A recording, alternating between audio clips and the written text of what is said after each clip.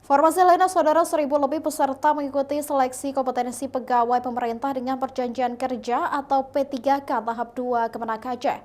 Kegiatan yang dilaksanakan selama 2 hari tersebut dibagi ke dalam 4 sesi setiap harinya.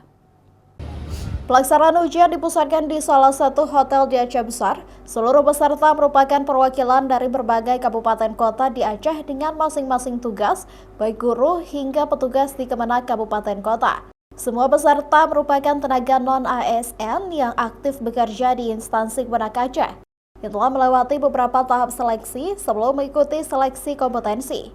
1.077 peserta merupakan mereka yang lulus tahapan administrasi dari seluruh pendaftar yang mencapai 5.000 orang lebih.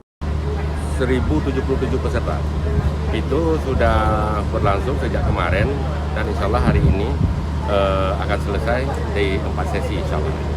Ini dari seluruh kabupaten kota? Ya, dari seluruh kabupaten kota, titik kumpulnya di sini, dan kita berharap semua peserta dapat mengikuti ujian ini.